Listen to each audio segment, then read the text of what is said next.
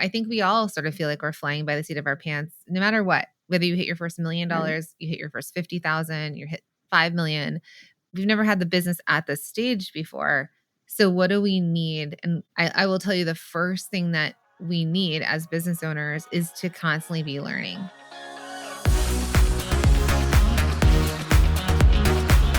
Hi, I'm Jacqueline Snyder, and this is the Product Boss Podcast. I've helped launch and grow thousands of product-based businesses, even one of my own. And over the last 20 years, I've seen behind the scenes of businesses just like yours. Whether they are makers, manufacturers, artists, or food and beverage businesses, I have spent so many hours studying it all. I've discovered what makes them successful. What are mistakes they could avoid? How did they turn an idea into successful business? And what are strategies they have used to make more sales and be discovered by more customers? This is what this show is all about. Whether you're just starting out or you're looking to become $1 million product boss, I'm here to give you the permission to chase your dreams, no matter how big or small. All you need is the right mindset, a little courage, strategy, and support, and you too can be the next $1 million product boss. Let's do this.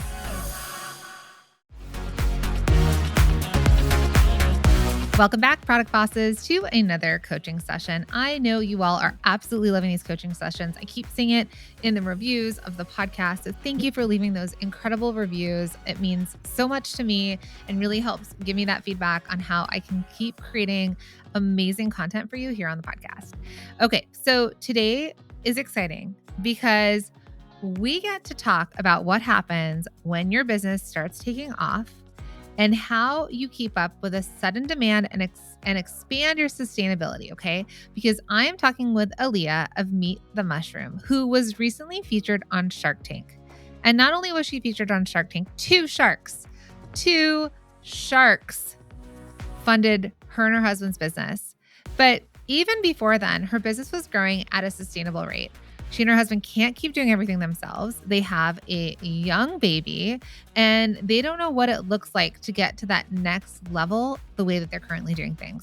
So we're going to go deep into org charts and outsourcing on this one. So be ready to take some notes. I think we all need to be set up with really solid foundations and operations so that if we do have this incredible ability to have luck, and luck is defined as when opportunity meets preparation. And so if you all have an opportunity come your way, I want you to feel prepared. And that's how we can really double down on our luck. All right, let's dive in.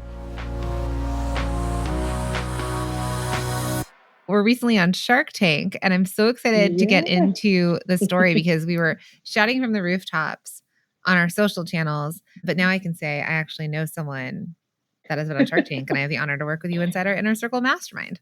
Yes, so exciting. Oh my goodness, it's been a whirlwind. It has. 2024 is kicking off in a great way.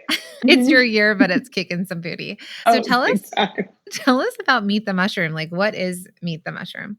Yeah, for sure. So my husband is my co-founder and we sell a vegan bacon made of mushrooms. So we're a meat alternative, a plant-based meat alternative company. And Shoemaking is our very first product. It's had some very big viral moments on social media. We've had some really big influencers that have tried it. Tabitha Brown is really big in the vegan space. And she bought it as a customer and purchased it, tasted it, did a video about it. So it's really exciting. My husband is a vegan. He invented the product just in our kitchen. And we've been selling it since May of 2021, started at farmers markets. We're now direct to customer and wholesale too. Amazing. So thank you. You joined the Inner Circle Mastermind and you didn't reveal to us because you weren't able to yet. And then you found out that you were that your episode was going to air on Shark Tank. Right. So that was something. Yeah, it's so crazy because we taped it last year, right? We taped it last summer. And then when you tape it, you never know when it's going to air, or even if it's going to air. And you can't say anything until they give you word. And then they only tell you about 3 weeks before it actually airs. So you're just like going about your daily life. I think we were choosing a restaurant. We had a date night. I have a toddler and grandma was coming over to watch her. So we're like, where are we going to go eat? And we get this email and it's like, congratulations, we have an air date. You'll be on TV in 3 weeks.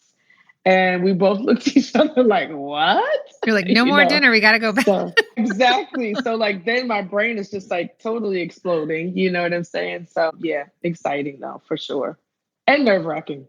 I remember because I got to like a pretty far stage in Shark Tank as well when I had Cuffs Couture.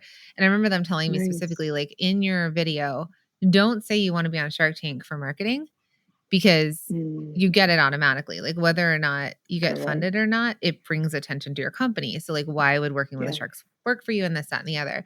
So I always thought that was really interesting. Like it didn't matter if you had a shark take you up on an offer or you didn't because all of a sudden you had these eyeballs, but you had, can you say like what happened? Like how many? Yeah, for sure. So we had two sharks. So Lori and Mr. Wonderful went in on a deal with us. And so that was super exciting. But yeah, you're absolutely right. Like the Shark Tank effect happens just by airing. Like just by airing, your sales go nuts. You know, they tell you be ready for that. But then if you get a deal too, it lends even more, weight to your product. And especially if somebody like Mr. Wonderful who doesn't like anything, he comes and he says this is delicious, then it's just like, oh, next level. You know what I'm saying? So absolutely. Yeah, definitely very exciting. And it takes a while to iron out everything. So we're just excited to like really hit the ground and get moving with them because still things are still, in the works, but it's coming. So imagine you all have 3 weeks. You find out in 3 weeks, you're going to air on national TV. 2 sharks will take you up on that offer. It's about to rain. Do you have the buckets to catch it? Do you have the platform to hold the buckets?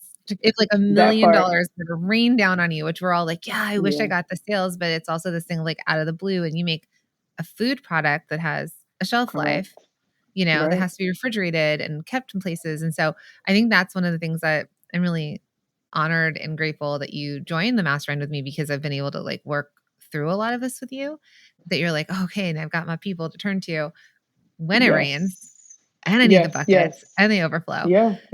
And it happened all at the right time. You know what I mean? Like when joining the mastermind and then getting this news, it was like, I need to talk to you right now. You know what I mean? Like, when can we have our one-on-one? Because I need help, know? So it all happened at the right time because I was definitely excited. But honestly, I don't even think I had time to be excited. I was more overwhelmed. No, it was with the like, news what are we going to do? Because of how, what's next? Yeah, definitely. And so I think, and they say like the definition of luck is when preparation meets opportunity. And you had all been building this company and you had the preparation and then the opportunity landed and people would be like, oh my God, you're so lucky, but you've been working your booties off. This is my new word for sure to make this happen. I'll bet most business owners dream of this kind of overnight success, right? But of course, we all know that behind the scenes of that success is years of hard work. So, what happens when that break finally happens? Your business hits that tipping point, and suddenly you don't even have time to celebrate because you have to figure out how you're going to fulfill all of these new orders.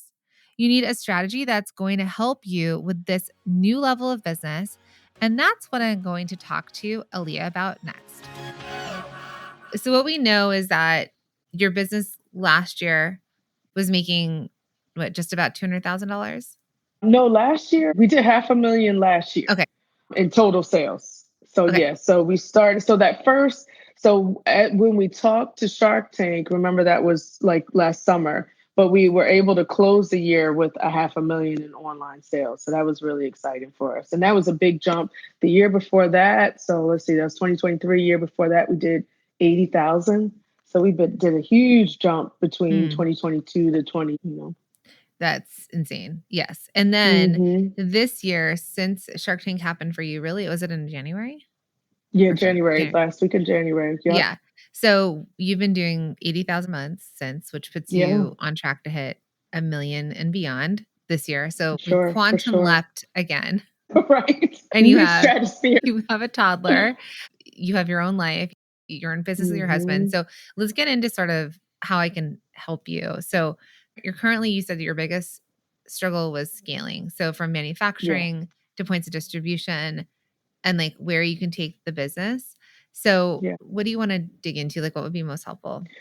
Yeah, so I feel like we're growing so fast, right? Even just our team. We had two people on full-time payroll, and now we're up to seven people. And Mm. that's been over the course of what, 6 weeks?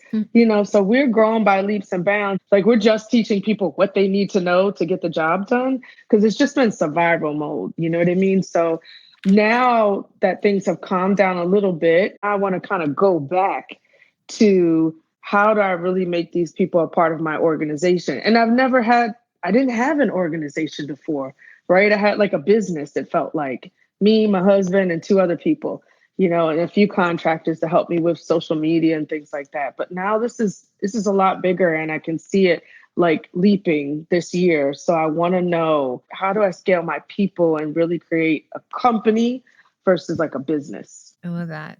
Julie, who's in the mastermind with you, I got to see her at one of our one-day masterminds last week in Yeah. Austin.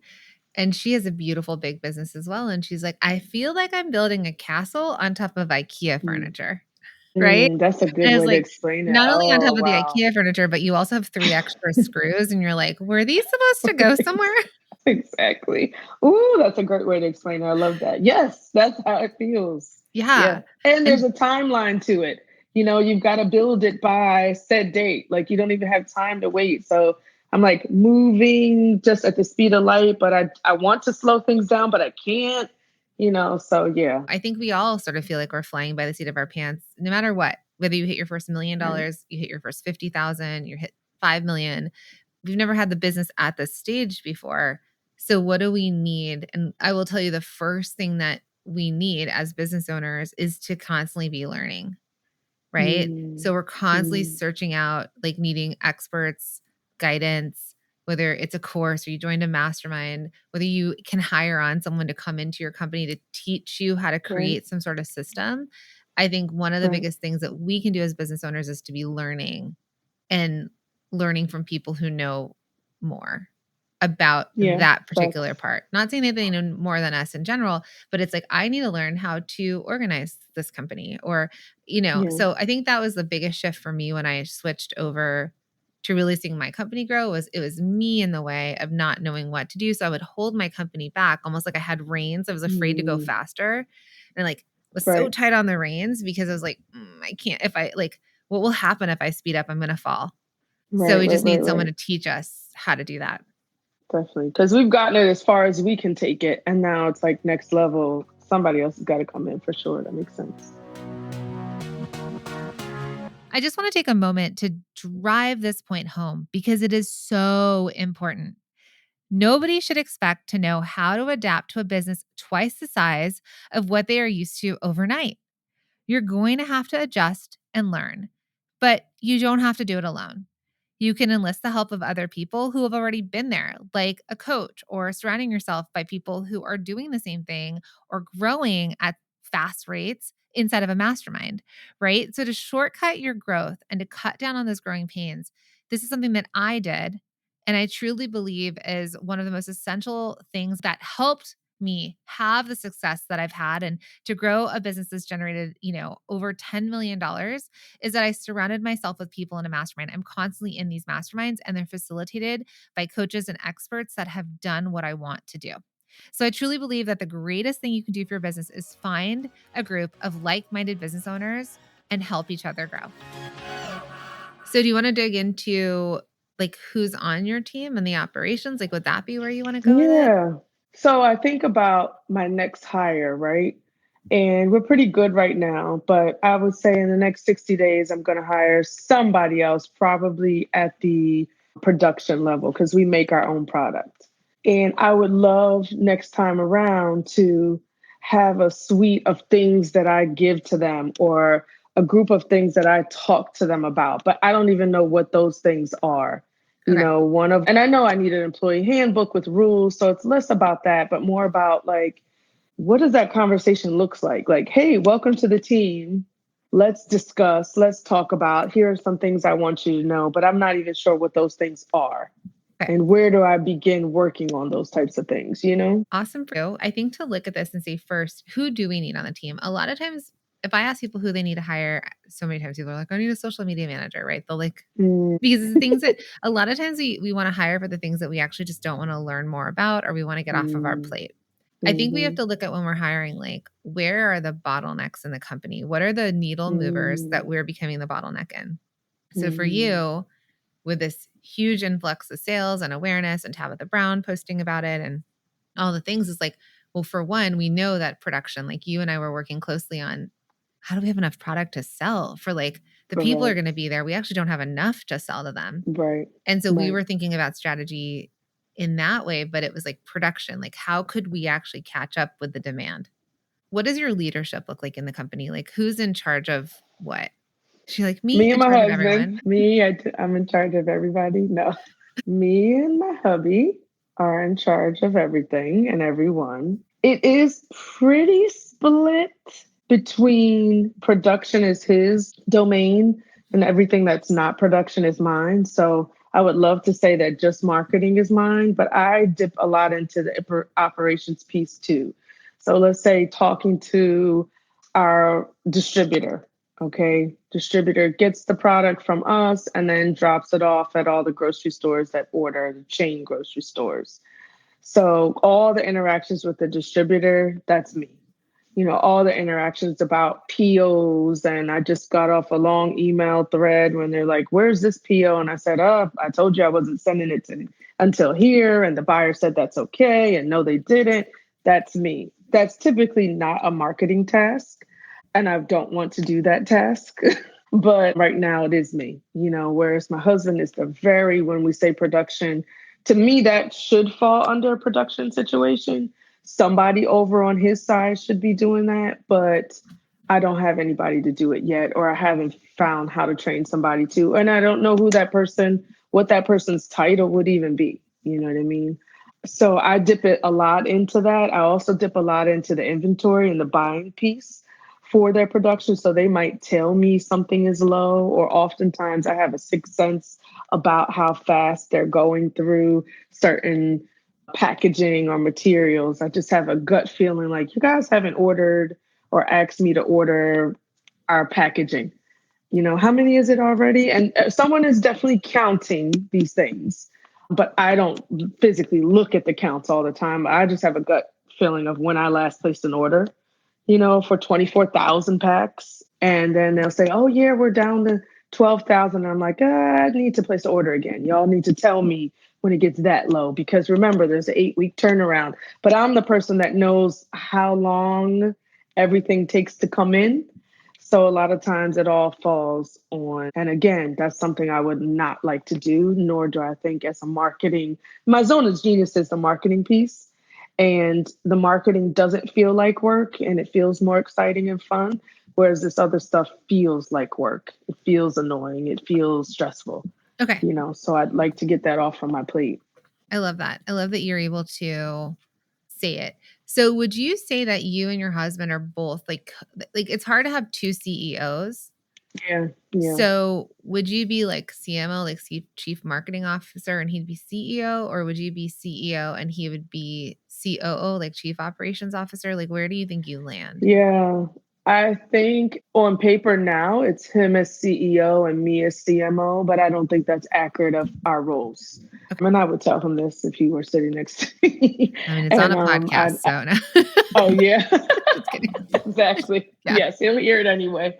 But yeah, so no, I don't think that's accurate. I think in an ideal world, I would love to split it where I'm CMO, he is chief operating, but then we need a CEO, and that's not somebody I have Okay. can necessarily afford to have right now. Would you rather sit in charge of the marketing? Because I know that comes more naturally to you, like in the Yes. mastermind, and everyone goes to you and they're like, what should we do with that? You're like, let me look Yeah. at it for you. So CEO is like the visioning of the company, where you want to take it, like Right. holding all of it. Do you want to hold all of Mm. that? No. Mm-mm. Okay. And it's funny because Jacqueline, really, he does have the big vision. Okay. So I honestly think he shouldn't even be CEO. Yeah. So That he's CEO CEO. is very detailed oriented. It's very, the finer workings of things. And that's why I kind of step in to do it. I think he should be CEO because he thinks big. He thinks of the next product. He thinks of what funding we need. He's going down that rabbit hole about rounds of funding and all that good stuff. So I would love for him to be freed up from the inner workings and to be able to do that big vision thing, because it was his baby to begin with. I came on, Right. so I think he should be CEO for sure. I love that clarity, because I know that we've had other conversations and it's like, you don't have the capacity also with your being a mom and having a young daughter and stuff like that, like you've got other things you want to do as well, instead of worrying about like, are these packages going out Correct. to people? That part. Okay, your partners. So we're going to just keep you on the same line. Okay. So C-suite, he's CEO. He holds the big vision. He innovates. He's visionary of the company, and you're a chief marketing officer. You're the one who's going to help spread the word. So he visions the direction, like he points the star and is like, here's the compass. This is where we're going. And your job is to then let everybody know this is where we're going. Gotcha. Okay. I like that. Yes. Front house, not back house. So like, not telling the team, it's more of, hey world, we're here. Got it. Yes.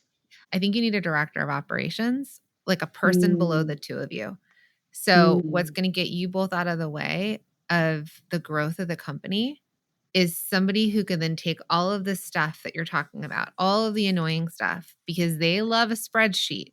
Gotcha. They love systems. They love operations. They love, give me all the information and I'm going to plan it out for you.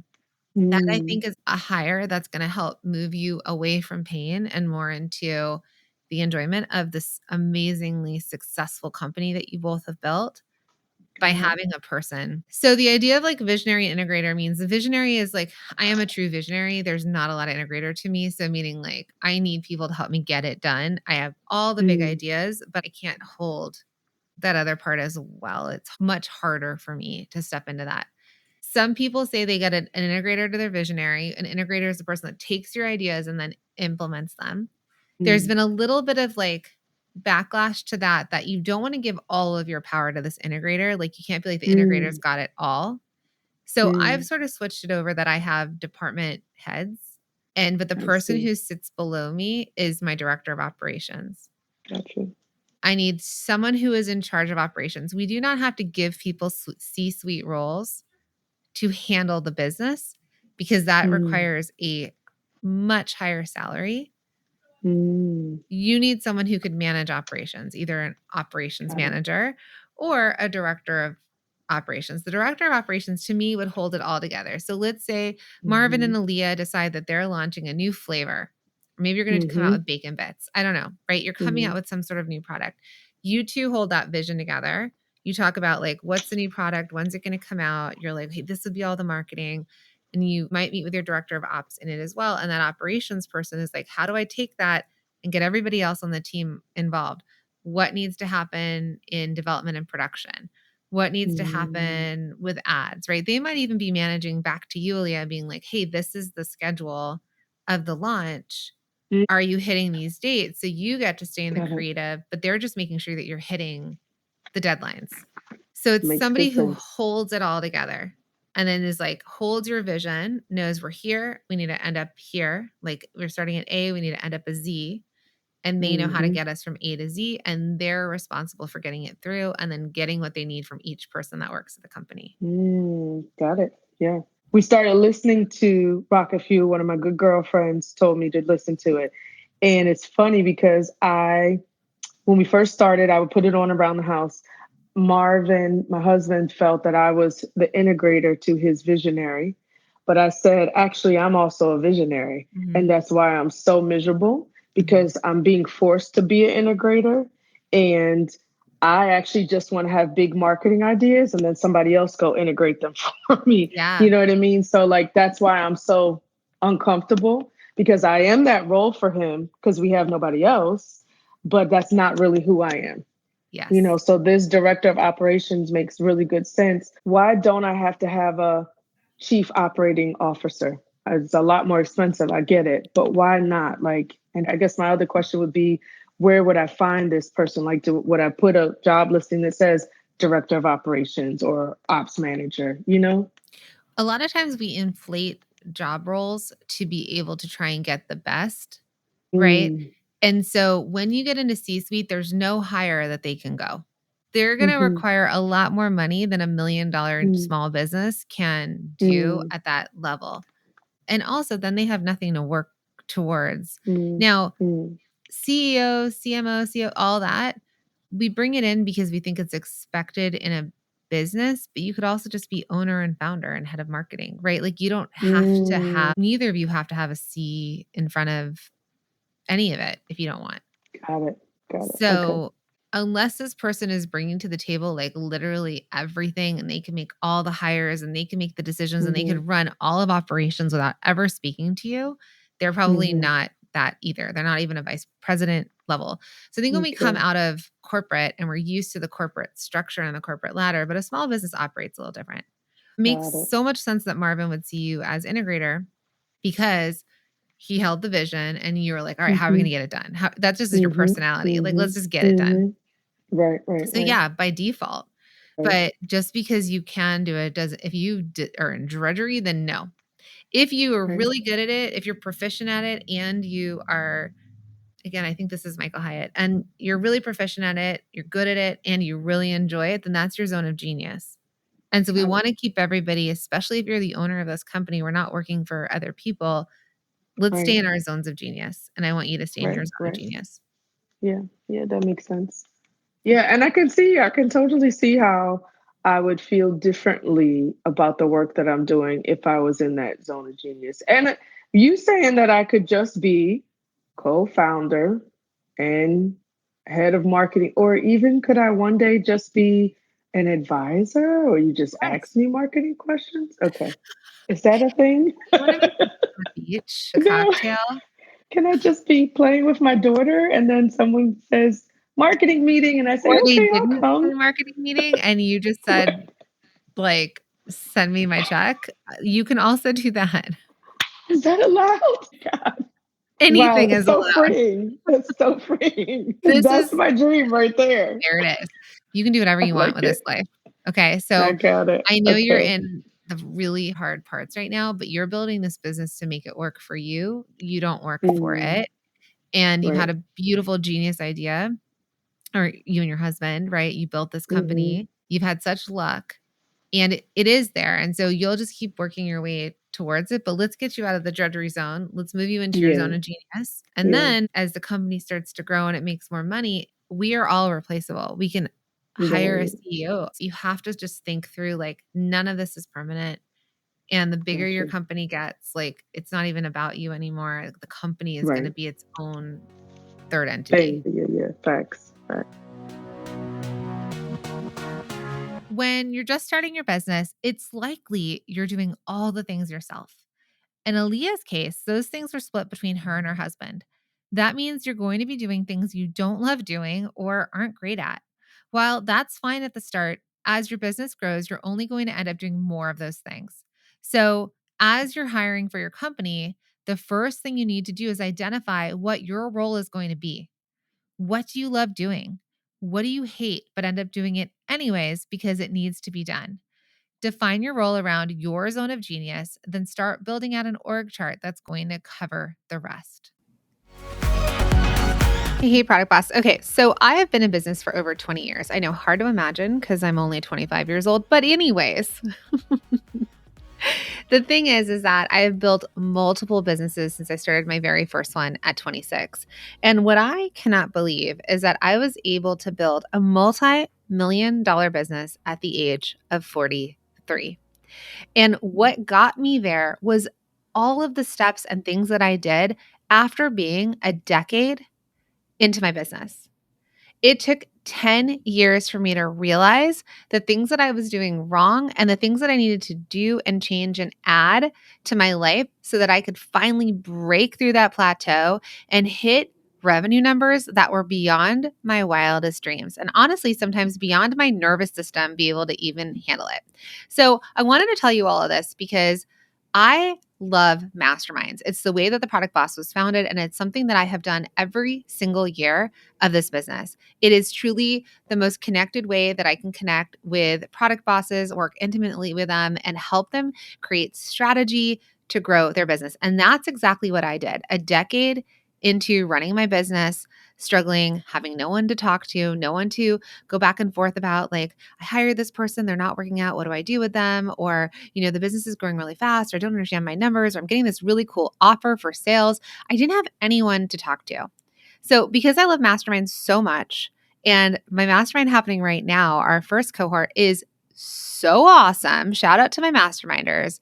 I wanted to tell you that we're now enrolling for cohort number 2, which is kicking off this spring. Okay, we're starting the first week of April.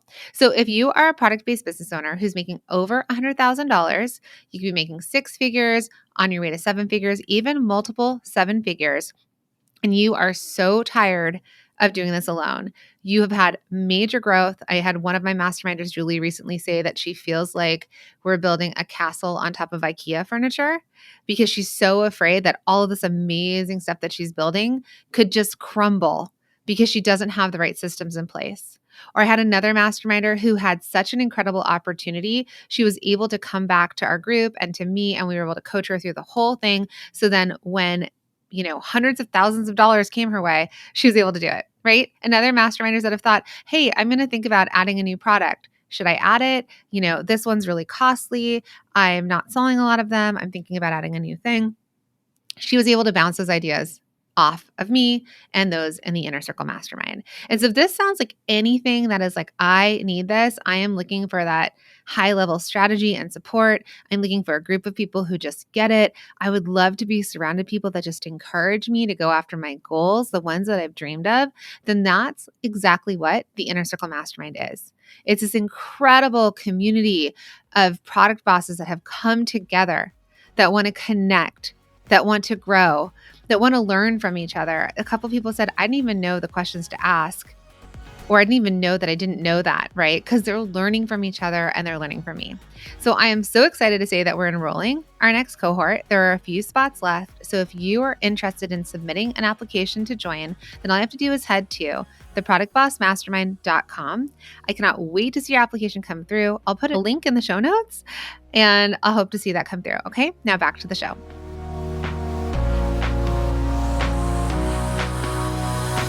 What are the other departments that are at your company? Like if we were to break them up into departments. So we have production. Okay, that's who's actually making things. I do have someone who I brought in. She's phenomenal. I don't have her just doing this. She also works production a couple days a week because I don't have the budget yet for her to be full-time. But she's an operations coordinator. So she has taken a lot of the tedious writing up packing lists and sending, coordinating some of the transport and all that. She's taken a lot of that off my plate, and that's just since January. Okay. Mm-hmm. So I've gotten free of some of it. I would say probably about 25% of the operation stuff. So I have her, then I have someone who is a lead as far as like the production of the product is concerned. Then on the other side of things, I have someone who was my admin, and she did a lot of assisting. I have moved her into the position of, I call her wholesale relationship manager. And she has such potential and drive and sales experience. I can see her going after new business.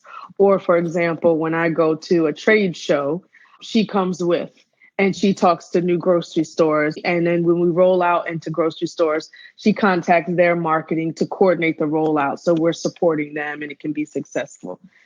All that good stuff. So I have her. I have a social media manager who's taking on more. She's now working with partnerships. So she does a lot with influencers, and she's going to step up and start doing some partnerships with some blogs and magazines. So she's social media, Instagram primarily. I'm training her to do email marketing, which is something I currently do. Wholesale customer service manager. She also oversees all customer service. So I have another part-time person who deals with the online customer service piece. So there's 2 people in customer service. Then I have someone who just creates emails for me. I currently do write all the email content, but they go in Klaviyo and they actually make the graphics and make it pretty and schedule it and do all that stuff. That's just a part-time situation. I think that's it. And then I have my publicist who I love. I just started with her. And she's really instrumental with partnerships too. Like she's getting us working on some connects with restaurants and things. She's down in Atlanta. So amazing. I've got a great team of women around me, on the more an office end of things Okay. that are doing a lot. And I think that I can parcel off bits of myself to each of them. Okay. So do you like being involved in sales? No, I don't. Okay. So you don't love it right now, but that's where you sit. Yes. Who talks to a new grocery store? Who does a presentation to a restaurant? That's me. Who goes to trade shows? That's me. Okay. Yeah. Okay. Mm. I'm going to go through some of like the departments that you might need. Okay. So you've got, Got we it. talked about the executive management, right? Like the C-suite. Do you have, who's in charge of finances? You? Mm. Okay. Yeah. So, But I just brought on, I had a bookkeeper only. Now I have an accountant and bookkeeper. okay. So you Yeah. may eventually, especially once your business, I think, crosses that $1 million mark, which right now you've got like month over month, $80,000. That means we're on our way to Yeah. $1 On million. trends for it. Yeah. Yeah. So you may eventually, and you can ask your bookkeeper if they offer CFO, fractional CFO role. CFO. You don't need it yet. You don't need to hire this Okay. person. We don't have a in-house CFO. We have a fractional CFO. And that is someone Okay. that helps you with like financial planning, financial risks. So the record keeping, the accounts receivable, that's all bookkeeper. The tax and tax strategy is all CPA. But Got the it. financial planning and thinking like, oh, we want to come out with a new product, for example, that person would look at your numbers and say, okay, you have X amount of dollars to do this with. Can you do that? So they're kind Okay. of the suckiest person to me in the business because I don't want anyone telling Not me no, fun you can't person. afford it. Okay. Say it more of like, but I just want to do it. And they're like, well, you're Right. going to But need to why make more can't money. I? So they would put their foot down and say no. So a fractional CFO, when I say they suck, is just they don't really suck. I love our fractional CFO. It's Yes, just yeah, I that know. he will say to me like, "Oh, you're going to host an event. Here's your budget." I'm like, "I have a budget." Gotcha. Right? Okay. And also he held our feet to the fire and was like, "Okay, what are your projections for this year? We need to know what the projections are so we know like what our tax hold is going to be, what we have to make month over month. Are we going to hit payroll? You know, like as your business grows, like there's this conversation. So that is someone Got that it. you can hire. That's not a huge expense. It will be cheaper than you Okay. hiring it like in-house. And so you can always Okay. ask when you start to feel like you need this, that would be a role I would bring in eventually, but Got not it. to start. Not yet. Yeah, you don't have to. After we hit 1 million. Yeah, and you need other people involved, but that's just so you know you won't have to hold that forever. Okay. Got it. So these are some other departments that would fall underneath a product business. You have Got it. research and development, which design technically happens in there if you're like creating shirts and stuff like that. But it's like the research and development, the people who are like they oversee the new product development and innovation in your company. Okay. That's Marvin now. Could Okay. he? So He can sit in I two think he roles. would love to stay that way. Yeah. That's what he loves. But So under him, yeah. people can sit in different seats. You can't make two people responsible for the same outcome. So that's when things start to get messy. So he can still sit as CEO and head of research and development. He can have both seats in the org chart. Then you're not in of research and development. Like you're not in charge of new product development. Like that's what he owns. Now, if he has people Got it. below him that execute, but he owns that responsibility within the company. Got it. Yep. Okay. And then other, like, let's say for food, eventually there could be food scientists, right? Facts. Yeah. Product development Yeah, for specialists. sure. So whether Yes. he's going to hold the entire research and development department, he absolutely can. There could be eventually that it's him and an assistant. So the assistant does the follow through. The testing, the shelf life testing of the all Yeah. the things. Yes. So it's like while he's innovating, there has to be someone that maybe is in charge of all of the steps of product development and innovation. And they know like, okay, they're the product development specialist or whatever that focuses on bringing that new product from concept to reality. So Got then it. they work closely with whether you have the food scientist, your production teams, like Got it. they're in that front end part and then they know the steps that need to go through with it. So there might be an assistant. Again, this person might already be on your team. It kind of goes back into the operations and admin part. Like all of us as visionaries still need the people who are going to get it done for us. So each of my departments at my company, there's the team lead, and then they probably have an assistant to do the stuff they don't want to do. They used to do it all, but now it's like instead of if Lauren's in charge of sales and revenue and she needs to update a sales page to make sure we can sell off that sales page, she used to do it all, but now she has an assistant for that. So she's like, okay, I get to stay high level, and then I have my assistant go in and operate and do this sales. And actually do it. Yeah. Got it. Got So I'm it. just going to talk you through it. It doesn't mean this is all. Yes, yes, yes. No, I like it. I'm taking sticky notes. Okay. Then you have production. So these can technically be the same department technically, but they're also separate in a lot of ways because one's before the other. And Marvin can be in technically ahead of both of them. Like, so it might be that if we looked at this as an org chart and Marvin's name was at the top, research and development meets with him and your director of ops, and production meets with him and director of ops. You, Aleah, stay out of it. Yep, like it. They do not report to you. That's Okay. not your part of the business. That's their Gotcha. side. Gotcha. So you have your director of operations, the whole business, but you might want a production manager. And potentially the production manager might be able to also manage research and development. So they might be able to hold both. But we need someone who's really skilled in production operations. They love efficiency. They understand product quality. Like they come from this background.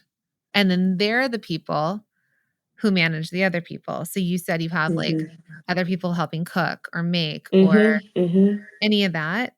And potentially they're getting it to finished goods to like storage, right? There might be a secondary part where you add on someone who does like the supply chain and logistics person, but supply chain and logistics, which is another part, that person manages the suppliers, the raw materials, logistics and distribution. So I jumped a little bit. So we went from research and development to production. So production would have like production manager that oversees all the production operations. They make sure it's efficient and there's quality. You may add on or have people that are responsible for like quality assurance, QCing, making sure it meets the standard regulations. Again, you might already have these people on the team, but then you just assign to them like, hey, this is your job. Right. Gotcha. And people who are just staff, like the operations of production, right? People who are just involved in the making process. Right. You don't manage them. Marvin doesn't manage them.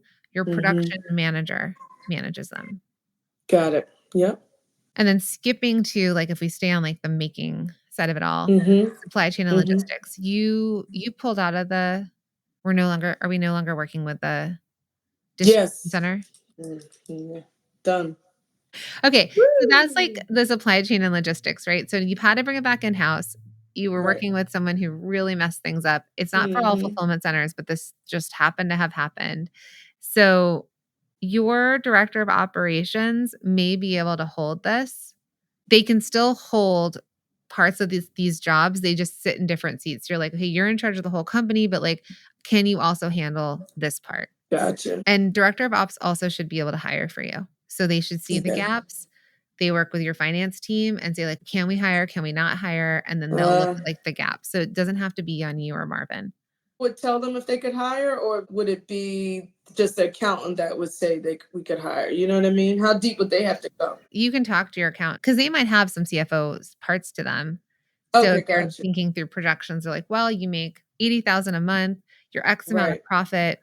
How much do you want to pay this person? Oh, you want to pay them 30, 40, 60,000, whatever it is. Okay, you could do that. Your profitability is going to drop to this, but that's okay because it means you can scale it and we'll get back on. Like that's just the data you might be looking for. Got it. Okay. So you're looking for someone who just handles, they coordinate if you're working with grocery stores and like all the stuff. So we need someone who can handle the raw materials, like you said, writing the POs, getting the types of mushrooms that you need, overseeing the logistics of distribution, managing suppliers. This sounds like death to me. Like this sounds like drudgery. And you and I are both creatives and in marketing. So it makes a lot of sense why you hate it. Yep. I don't want to know how the sausage is made. Just give it to me and I'm going to eat it and take pictures of it. I don't care. I just want to know. I don't care how many packs you have. I'm just going to sell them. Yes. Just want to keep selling them and marketing and making cool ways and building email lists. I don't want to know that we don't have enough stuff. Yes. Don't tell me. So you need the person, again, if they sit amongst production, if they sit in all the places, but you just need to replace you in that role. So every time you do it, I want you to write down the stuff that you do, and we can jump to like how you train for it in a sec. But this is the part that, again, supply chain logistics, not in your wheelhouse. Got it. On my team, the people who, there's a company called Saturday Morning Pancakes, I think, or Sunday Morning Pancakes. And they have a shirt that says like, lady in the streets, freak in the spreadsheets. So that could be a question when you're hiring. Right, gotcha. Would you wear this or not? And if they're like, "Oh my God, I love it," then I they're your love it. person. Okay, you got the job. If they're like, I hate a spreadsheet," you're like, "You're not the Nope, person." it's not you. I'm writing spreadsheet lover under Spreadsheet. supply chain and logistics. So human resources could land in the DO role, right? Because that's the part Okay. of like overseeing hiring, training, all that, recruitment, all that, that can sit in Mhm. DO. So you might need a director of Mhm. operations and then a production, like someone in charge of food operations. So I think maybe they are split. Okay, One gotcha. holds the Okay. company, the other one holds development and production operations, Yeah, making sure we have the raw goods that we have the amount that we ordered, all that. That got would be it. 2 people. Are they equal, Jacqueline, No, or is one a little bit director low? of ops sits right below It's you. So got it. all of us as CEOs, CMOs, like owners of our businesses, we should Yeah. only ever have 5 people reporting to us. Mm. That's it.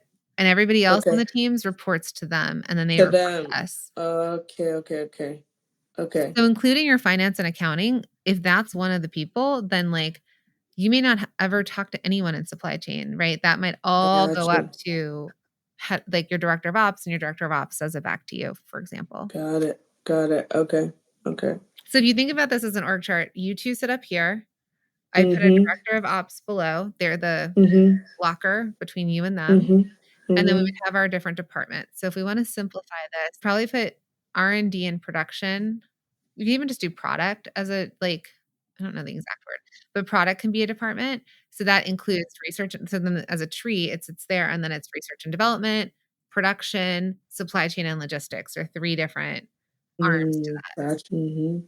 And then you see who needs to sit, and then you see underneath each one of those who needs to happen. So if it's production, we have like a production manager, and then we have like Gotcha. the staff. So maybe 2 Okay. people are in charge of cooking, and then 1 Right. person's in charge Right. of packaging, or Got 1 it. person's in charge of QC. And even if it's the same name that's in all 3 seats, you put the Mm, same name in all 3 seats, because if you had to swap that gotcha. person out and hire someone, you could just swap the person's a different name in, but that role exists in your company. Got it. I got it.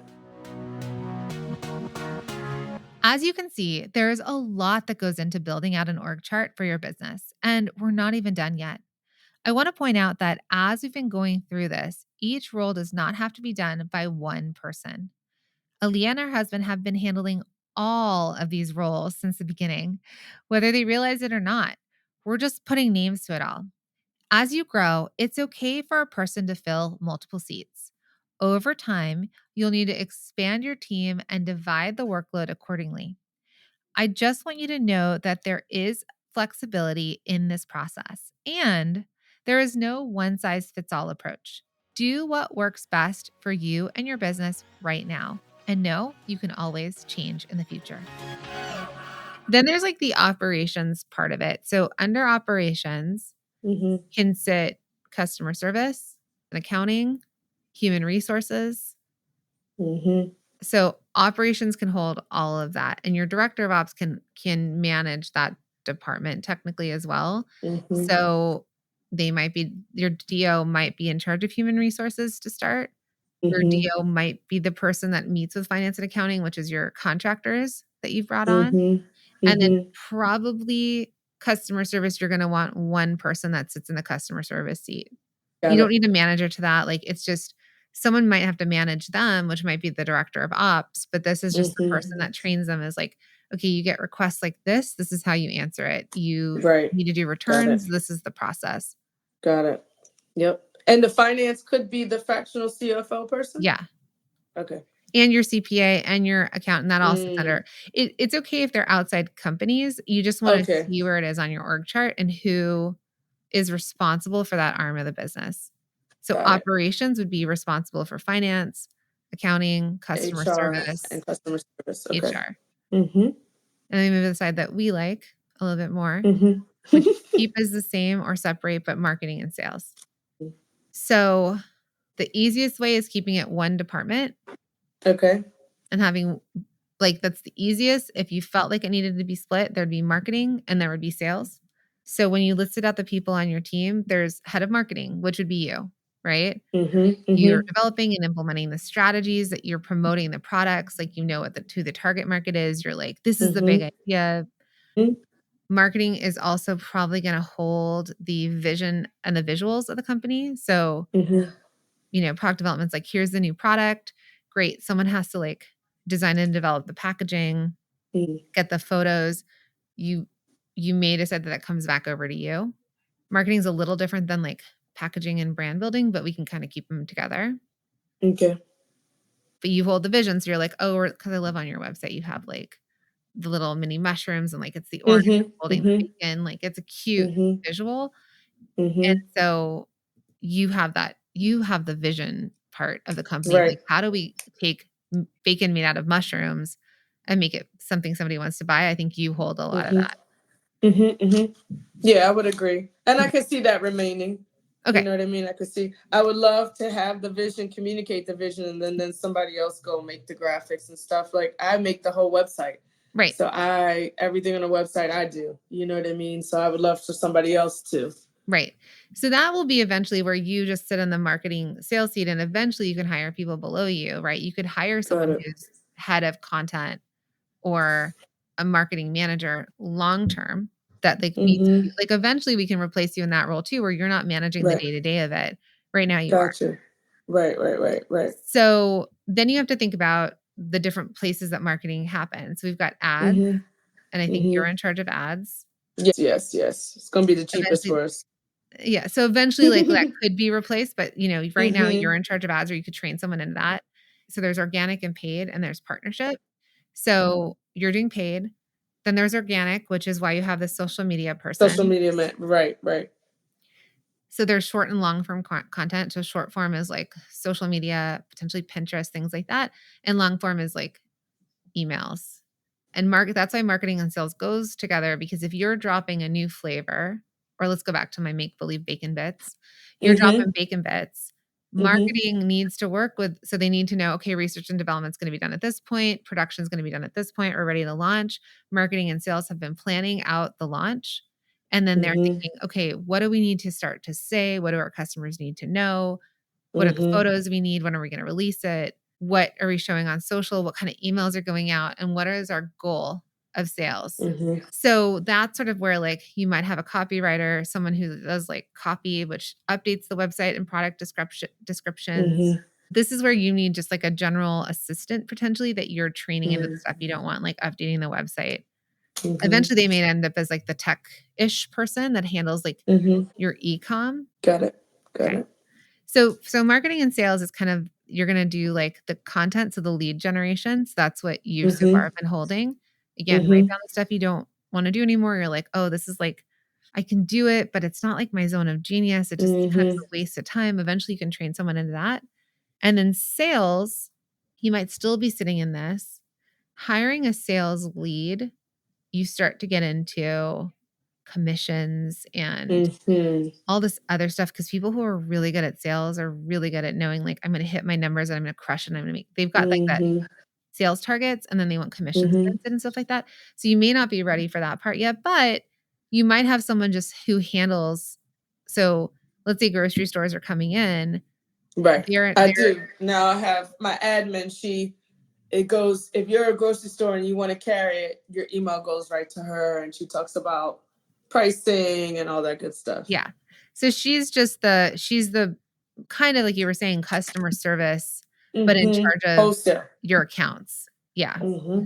So, and then she's tracking that, and then there's systems built in of like, okay, are we getting them to reorder? What's happening? What's the sell through? Like, let's deal with them. Right.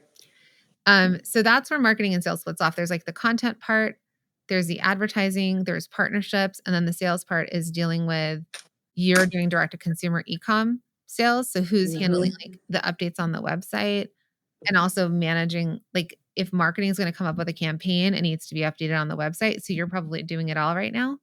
So you'll want to just break this into systems or like flows that eventually can become repeatable processes. Got it. And then anyone on your team that shows that they can handle this, and you're like, this person's a rock star, you train them up because they're being trained within the company versus you need to go find outside people. Got it. Okay. Anytime now that you're going through a process of doing something, start to document it. Okay. So you can Gotcha. use Loom, Loom.com. Yep. That's where I Yep. I've record my seen it. screen. So let's say you're like, Okay. I'm going to log into the back end of my Shopify store and I'm going to update the product description on this thing. You just Loom the whole thing. This is how I Okay. log in. This is where I find the Okay. product. This is what I do. Talk Mm-hmm. through it. Okay. And then when you hire someone to do it, you're like, watch this video Okay. and then Gotcha. ask me questions. Got it. And when you train someone, the goal will be that they learn from you, they do it better, and then have them record the process. Have Okay. them update the process. They might have a more efficient way of doing it. Got it. Got it. So Okay. my team does stuff between writing out SOPs. So when this happens, then you do this, then you do this. We have like Mm-hmm. documents for it. For how I work better, I would rather just Loom it and pass it to someone who's better at the spreadsheet and then have them document it. Got it. Okay. Okay. But Yep. just start to I'll start record doing the that. processes however best you can record them so that when you bring Okay. someone in, you're like, watch this video, read this sheet, listen to this Got it. training, and then they ask you questions. They are not allowed to ask you questions before they Until they've done due diligence. watch it. Yeah. Okay. That makes sense. Yeah, I like. Okay. If I do that for a couple month or two, I'm gonna have a lot of videos and a lot of stuff I will train people on already. You know what I mean? I can see that. Yeah, I can see that. Okay. So to hold you accountable, what is the first department or section of stuff that you currently hold that you would like to record, train on, and get off your plate? I think the first would be stuff to do with this supply chain and logistics. And I've already passed on a good amount of it, but I still hold probably about 50% of it. So the stuff that has to do with ordering, keeping inventory stocked, and then the organizing of getting finished product here, there, and everywhere, that can definitely go to I already have an operations coordinator. So not a true, operations director of operations, but I have a operations coordinator, and that can totally go to her. And do you So like I her? think, Like, you feel like she's strong, oh, I that you could love train her her. up? Oh, Great. yeah. But is she able to hold the whole company, or would she be more of the operations for the R&D, production, and fulfillment? I think she would be mostly operations for production and fulfillment. Okay. I'm gonna have to work with my husband to figure out how to offload the R&D. He's Yeah. never had anybody even help him. You know what I mean? Let's just So I have him think that'll be the document last one. and with him, you might just say, hey, I had this meeting with Jacqueline, or he can listen to this episode. And then Right.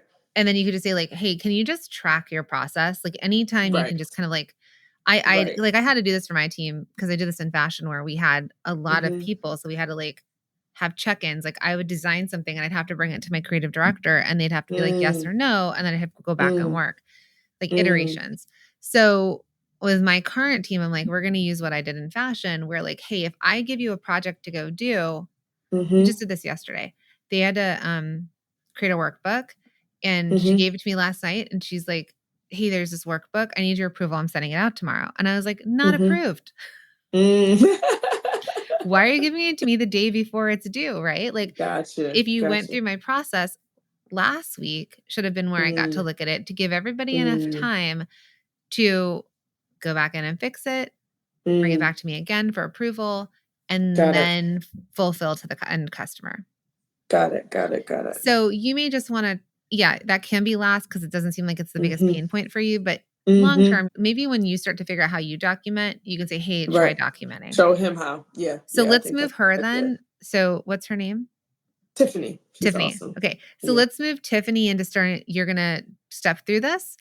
You're going to train on it and you're going to start to pass to her. And you're going to just. Got it. So one of the things when you're hiring is the onboarding and training. And we give people 90 days to learn the role. And if they have not hit it at 90 days, there's a bigger issue at play. If they've done it in 90 days, we have to look, did we train them right? Are they not trainable? Is this not the right position for them? So so I think then let's work with Tiffany first and move you out of that part of the drudgery. You start to train on it and you start to pass to her. Yep. I think that's very doable. Okay. Yes. So that's step one. We're going to get you out of that stuff. I like it. Okay. Yeah, and then you're going to get good at that and you're going to move to the next one. And then you're going to be on a beach with your daughter.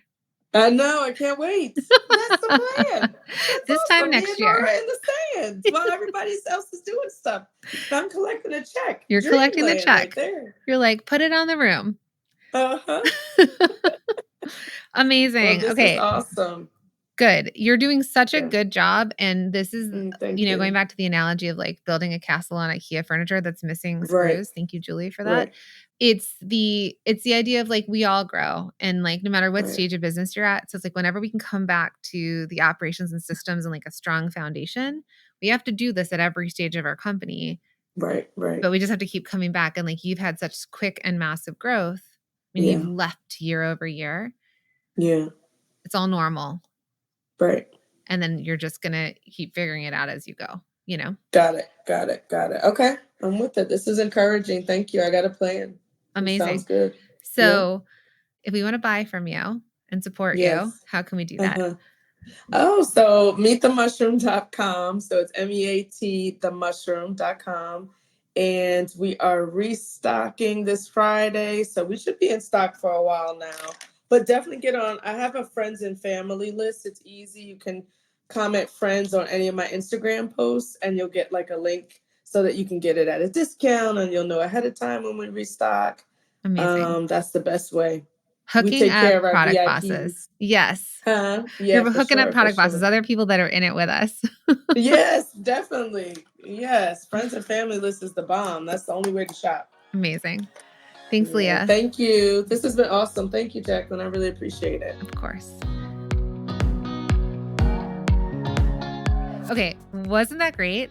As you heard, it can be hard to find excitement that happens when your business takes off because you immediately have to shift into the thought of, how do I meet all of this demand? Each new level brings different problems, and the stakes of failure are even higher. The good news, you don't have to do it alone. Coaching, courses, masterminds, and entrepreneurial communities just like this one can help you by sharing the knowledge of those who have been in your shoes before. And if you are making over $100,000, multiple six figures, you're seven figures or beyond that, and you're interested in joining my Inner Circle Mastermind, the same one that Aleah is currently in, remember that if you're listening to this in real time, applications are closing on March 22nd. Now, if you're listening to this in the future, we are always growing our waitlist for the next cohort when spaces open up. So all you have to do is head to theproductbossmastermind.com. We'll drop that in the show notes just to make it easy for you. And don't forget to share this episode with a product boss in your community who you know it would help. Remember, what goes around comes around. So let's all help each other grow and thrive. Remember, my friends, there's room at the top for all of us. Okay, I'll see you in the next episode.